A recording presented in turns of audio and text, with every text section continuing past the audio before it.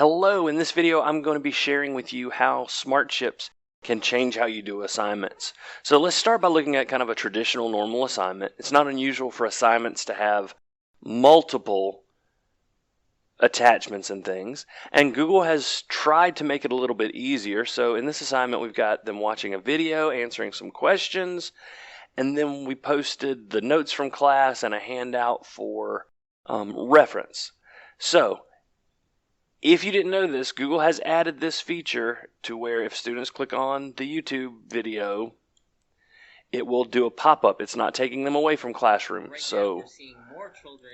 That's really useful for especially students with Chromebooks, because the screen space is so limited. Adding extra tabs and jumping all over the place can be difficult. The problem is they're going to have to jump to each one of these. Now, jumping to docs is not that big of a deal because they're going to have to answer the questions. The flip side of it is, though, okay, well, here's the question. Let me go back to that reference. Well, I have to go back to Classroom, and I have to pull up the notes, and then I have to go back to the Classroom and pull up the handout. And so now I've got a long list of tabs that I have open. Sorry, I cut the tabs off in the video, but you get the idea. And this is problematic for students. So by the time I start to answer my question, I may have 4 or 5 tabs open. It's not the best way to go about it. One of the things that I've encouraged teachers to do, things like using Classroom websites, using Google Sites to create content so that you can have text and video and all this other stuff, images, all in one place. But smart chips will allow you to do this inside of a doc. So I'm going to go from my normal assignment with all of this stuff down to my super cool assignment, my really cool assignment, which is complete the attached document. I'd probably want to give more description than that, and then I go to my document, and here it is. Okay, so got a really cool assignment. I've got my directions right there. For the video, I can open in the preview and watch that video without leaving the document. I can see the rules for ethical research handout, that little handout that we gave out in class. I can go through and read all that without leaving the document. And I can also even open up the Google Slides notes from class. Right here, I'm answering the question right here. I'm looking at the resource. So that is so much nicer than jumping back and forth between 2 tabs. Amazing. Now, there are some limitations. Things like PDFs, Google Sheets, and Google Forms don't open yet inside of the preview window. And I do say yet because I do think over time they will probably add some kind of feature for that. But for now, you can still, like, let's say I have an exit ticket. I could put it in as an assignment, or I could just come here and say, okay, here's my exit ticket. Let me get that URL, and then I can just come to my assignment.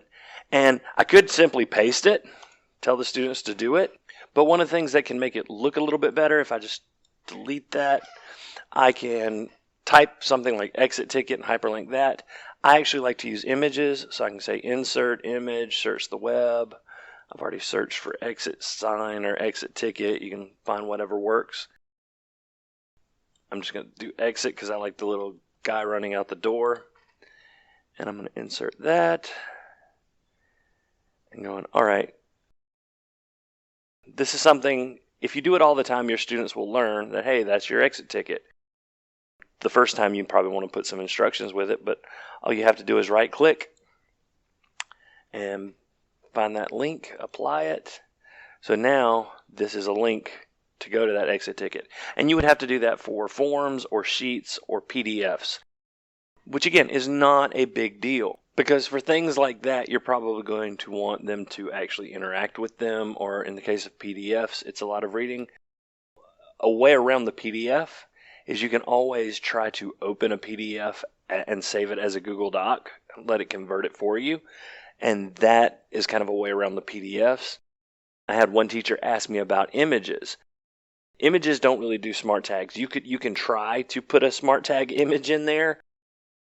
So I could come here and do the @ let's see if I can get logo. So I've got Bamberg 1 logo square. It's not going to open up in a preview. It will have to be opened in a new tab. And if you have a lot of images that you want really big, but you don't want to take up a lot of space, that still works. But if you only have like 1 or 2 images, just, insert image.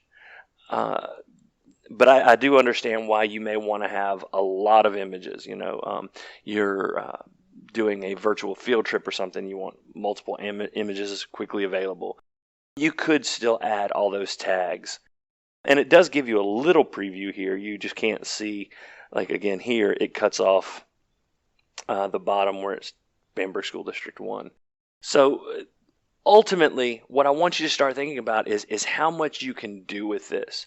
Because as students are answering questions and doing things, they do need scaffolding. They do need resources and references and things that will help them with the assignment.